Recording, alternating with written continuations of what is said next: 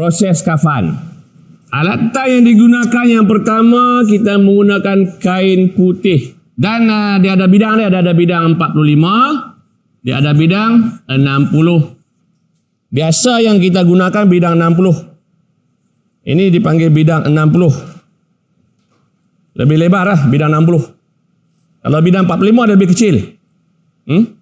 Kemudian, boleh ke tidak warna lain? Selain putih tidak sunat. Boleh digunakan warna lain kecuali darurat saja. Yang tidak darurat, sunat menggunakan kain kafan berwarna putih. Yang kedua, kapas. Sekurang-kurang 4 gulung kapas. 4 gulung kapas. Yang ketiga, 5 helai tali pengikat. Ambil kain. Tengok lapisan. Kita buat 3 lapis untuk lelaki lah. Perempuan 5 lapis. Ini lapisan yang pertama. Lapisan yang pertama. Lalu lapisan yang kedua.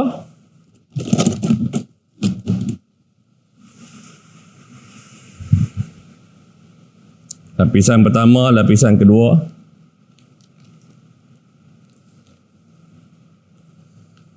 Okey, lapisan yang ketiga.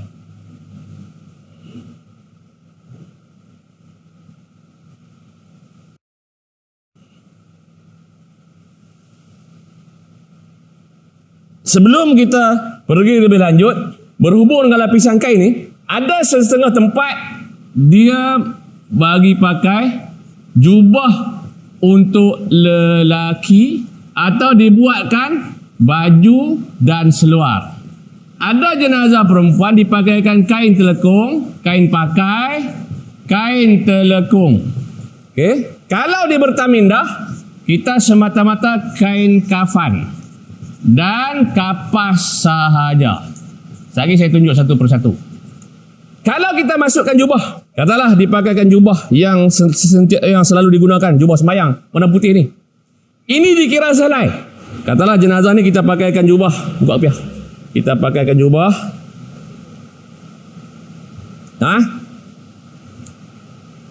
Ni dikira lapisan pertama, lapisan kedua, lapisan ketiga. Jumlah 3 helai. Okey. Ada setengah pendapat kata ini tak dikira. Bawah 3 helai bermakna 4 helai. Kalau saya punya pandangan yang saya buat di Petai Indah, kalau kita bagi pakai jubah ni lapisan pertama, lapisan kedua, lapisan ketiga. Okey, kalaulah perempuan. Okey, perempuan kita pakai kain telekung. Kita bagi pakai kain telekung jenazah berkenaan. Kain telekung, kita andaikan ni kain pakai lah kan. Kain pakai 1, 2. Di belakang 3 helai. Kita tengok bilangan dia. 1, 2, 3, 4, 5. 5 helai. Okey, ada setengah pendapat kata perempuan 3 helai pun boleh.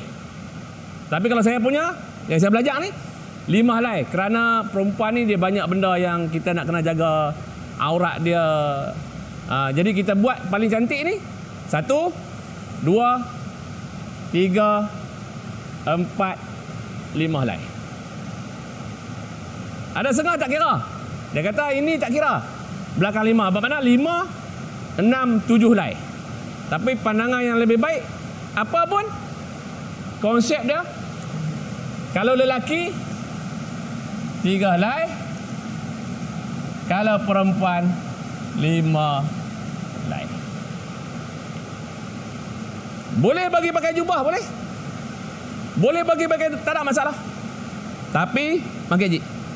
Paling afdal, paling baik jenazah kain putih 3 helai, kita balut dengan kapas sahaja. Tak perlu diberikan pakaian. Baik. Adat orang Melayu. Buah kepiah. Lepas tu bagi pakai serban. Pakai serban. Masa hidup kat dunia tak mau pakai. Kepiah tak mau, mati. Tak bubuh tak boleh. Kita ra'i, tak ada masalah. Jangan berkelahi. Kita bagi pakai serban. Angkat pula. Mayat tak boleh angkat lah, kita angkat no, ya. Kita bagi pakai serban, pegang ni. Mayat pegang serban jenuh. Kita bagi pakai serban. Tak, duduk. Segak siapa ustaz lah, ustaz guru. Okey. Sunat masa hidup pakai jubah, pakai kepes serban. Bila mati tidak jadi sunat, jadi adat saja. Salah tak salah. Boleh. Tapi ingat, kira sebagai helaian. Kalau dia pakai jubah, selai, belakang 2 helai. Tapi paling afdal, jenazah ditutup dengan kapas, dengan kain putih sahaja. Serban kepiah pun kita tidak pakaikan. Tapi kalau keluarga minta, kita raikan, tak ada masalah. Sunat serban, masa hidup pakai serban. Dah mati tidak jadi sunat lagi. Tapi kalau orang Melayu bubuh pun dia sebagai adat sahaja. Sebelum kita letak jenazah, tarik beri sekarang. Gulung. Kita gulung dulu kain ni supaya bila kita letak jenazah kita tak pijak kain kafan berkenaan. Ini kaedah sahaja. Gulung 3-3. Cukup. Okey. 5 helai tali pengikat.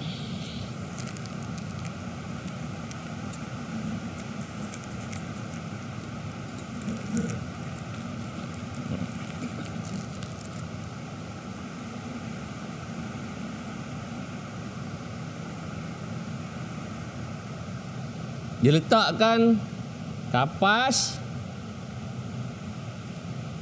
siap-siap di belakang sebelum kita letak jenazah.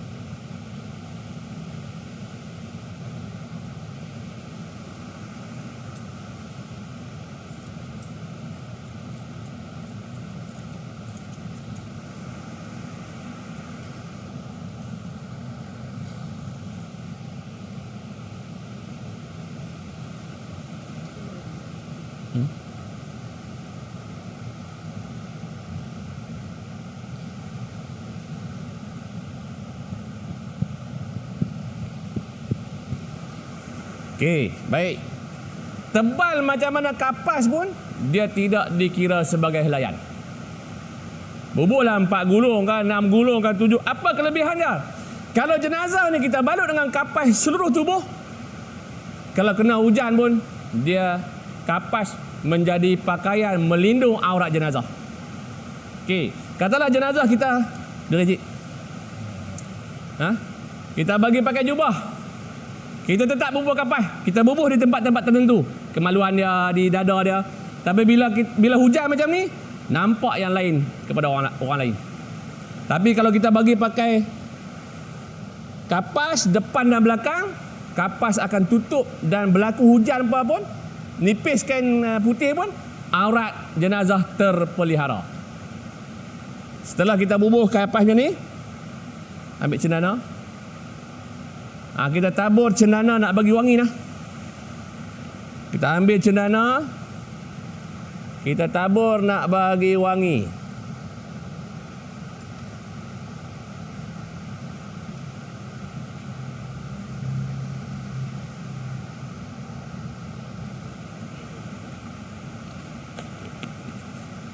Kita guna kapur barus. Juga kita hancurkan dengan tangan. Kita hancurkan dengan tangan. Kita tabur nak bagi wangi saja.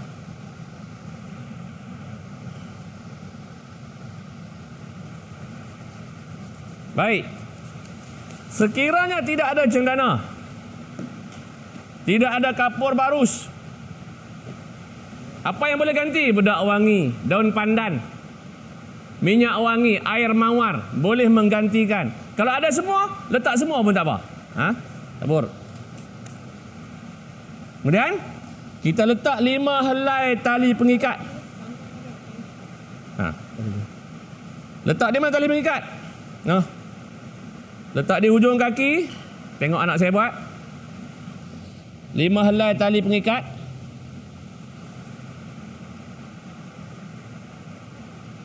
Mesti kali 5 helai? Tak semestinya, ini kaedah saja. Di hujung kaki, di lutut,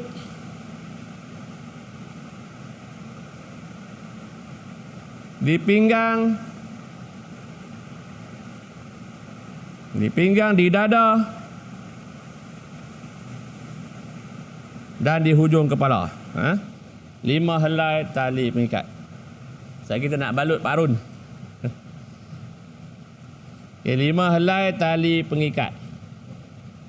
Nak buat 3 helai pun tak apa. Hujung, tengah pun boleh. Tak mau bubuh tali pun tak apa. Balut sisik-sisik pun boleh. Tak ada masalah. Kaedah saja. Setelah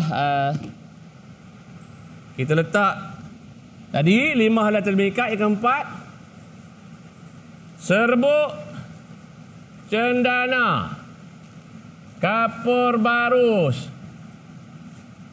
daun pandan, minyak wangi, malahan bedak wangi pun boleh. Tujuan nak mewangikan jenazah. Kalau ada semua, bubuh semua. Ada salah satu pun tak ada masalah. Kosong pun tak apa. Tak bubuh apa tak apa. Kita tutup dengan kain kafan, baru kita sapu dengan minyak wangi. Sunat nak mewangikan saja. Setelah selesai persiapan kita lebih kurang, kita kena buat persiapan ni sejam sebelum kita apa-apa sejam sebelum bagi mandi kafan. Setelah kita bagi mandi, kita nak kafankan. Amai Pak Arun. Bismillahirrahmanirrahim. Diletakkan jenazah. Tapak kaki dah cik. Jadi bermakna jenazah dibawa daripada tempat mandi ni. Kita tutup. Maksudnya dia mesti tutup aurat lah.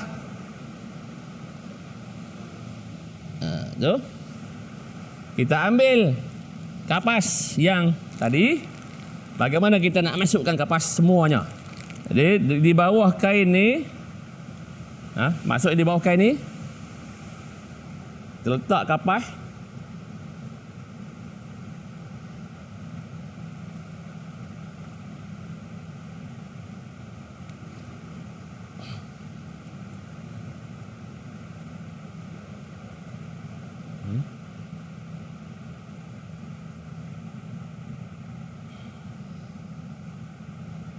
Tebal. Sudah?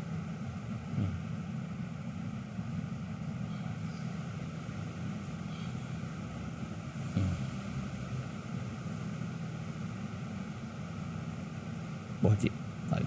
Jadi kita tutup kapas. Di bawah ni juga. Contoh nah. Maknanya kita balut seluruh tubuh jenazah daripada hujung ni, semua kita balut dengan kapas sampai hujung. Tak apalah, ni contohlah, ni kapas. Kapas. Bila kita angkat kain penutup, maknanya seluruh tubuh sudah dilindungi dengan kapas. Termasuk tangan lah. Kita balut dengan tangan sekali. Bila kita balut tangan, baru kita kiam dia. Kiam tangan kiri di bawah, tangan kanan di atas. Maknanya seluruh tubuh jenazah sudah ditutup dengan kapas. Ini kita boleh lipat masuk dia naik. Tutup semua. Ada? Wangan asalkan halal, tak ada masalah. Yang halal, yang disahkan oleh pihak JAKIM, tak ada masalah. Jadi tutup seluruh jenazah. Kita angkat kain penutup, seluruh tubuh sudah dilindungi dengan kapas. Maknanya aurat dia sudah ditutup dengan kapas seluruhnya. Jenazah dewasa berapa gulung kapas? 4 gulung. Kalau tak ada masalah 4 gulung. Kalau kemalangan boleh lajak sampai 6 gulung. Dan kita tutup dengan kapas, barulah kita buka. Kita buka. Baik.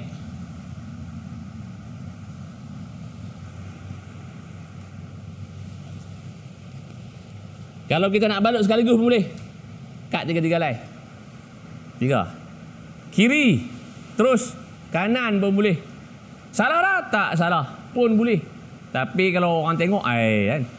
Tapi kita nak ambil satu persatu lah. Kita akan balut satu persatu. Kita bermula dengan sebelah kiri.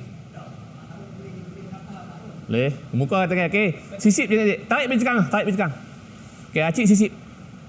Sisip masuk bagi cantik-cantik. Kita tinggalkan muka Pak Arul dulu.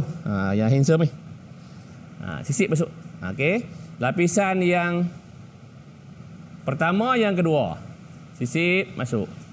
Tinggalkan muka Pak Arul dulu.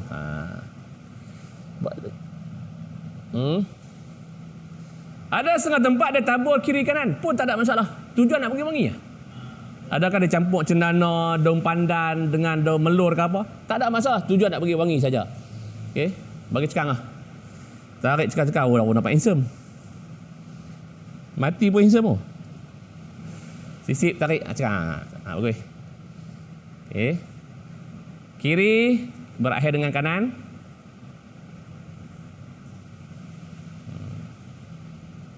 Dan tarik bercekang. Bercekang, saya ikat. Tarik bercekang. Sepatutnya anak-anak kecil macam anak-anak saya ni dah diberi pendedahan supaya tak timbullah masalah. Boleh urus jenazah keluarga sendiri. Sepatutnya kalau mati keluarga yang bagi mandi. Okey, kita ikat lah dengan satu ikatan sebab kita nak buka tadi. Kita ikat dengan simpul kasih. Sebab di perkuburan kita nak buka balik ikatan tu.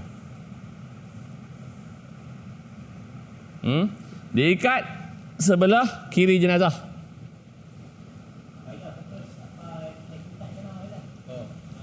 Tengah. Ikatan itu sebelah kiri jenazah. Simpul kasih. Jangan simpul mampus. Susah nak buka. Simpul macam tu. Ada yang selit, tak ada masalah. Itu kaedah saja, tak ada masalah. Pinggang. Sama juga. Ikat. Simpul kasih. Di dada dia. Boleh. Kemudian asyik buang. Kemudian sebelum kita tutup jenazah keseluruhannya tu, kita panggil waris mahram dia untuk kucup jenazah. Tak ada masalah. Kucup masa awal ni tak apa keburukannya, apa busuk kan. Tapi dah kita bagi mandi, bersih-bersih, cantik-cantik dengan shampoo dengan sabun, mayat jadi wangi. Masa ni sunat kita panggil waris untuk kucup jenazah. Malah kucup di mana? Kucup pipi kanan, kiri dan di dahi. Baik, masalah timbul, isteri nak kucup mayat suami. Oh, tak boleh, batal wuduk. Tak ada masalah nah. Isteri boleh kucup mayat suami, yang batal wuduk isteri sahaja, suami tak batal. Sebab apa? Bila mati anak Adam, terputus segala amalan dia. Tinggal 3 perkara sahaja. Jadi wuduk suami tak ada masalah. Jadi boleh kucup. Kalau air mata mengalir kena sampai pipi suami tak ada masalah. Lap saja. Ada orang tak bagi jenuh lap. Mayat cakap. Dia tak boleh kena air mata. Tak payah. Kena air mata tak ada masalah. Kita lap air mata. Walaupun air mata menitik di muka jenazah, kita lap sahaja. Tak ada masalah. Air mata bukan najis. Air hengui saja yang kena lap. Pasal dia jijik. Ya, orang Melayu banyak pandai. Kemudian lagi amalan orang Melayu. Ambil minyak wangi, tulis di dahi. Lakar sesuatu. Ambil ayat mawak, tulis di dahi. Tidak ada dalam Islam. Itu rekan orang Melayu saja. Kalau boleh jangan buat. Di Bertamindah kita sudah tidak buat benda-benda yang pelik macam ni. Dia ambil minyak wangi, tulis kalimah la ilaha illallah. Letak di kening, letak di pipi, letak di janggut. Itu amalan yang tidak ada kena-mengena dengan Islam. Minyak wangi nak sapu di kain penutup jenazah ataupun kain kafan sahaja. Tujuan nak bagi wangi. Ada yang ambil ayat mawak guna jari kelingking, tulis kalimah Allah di dahi. Tulis la ilallah di dahi. Itu tidak ada dalam Islam. Sengaja, tak tahulah, mungkin orang Melayu saja reka dan tidak ada nas yang berkaitan dengan benda tu. Kalau boleh tolong tinggalkan, jangan buat. Sebelum kita tutup dah selesai jenazah itu dikucup oleh ni, barulah kita tutup keseluruhannya lah. Kita tutup keseluruhannya. Ambil punca yang asal, buat macam ni. Mudah sahaja.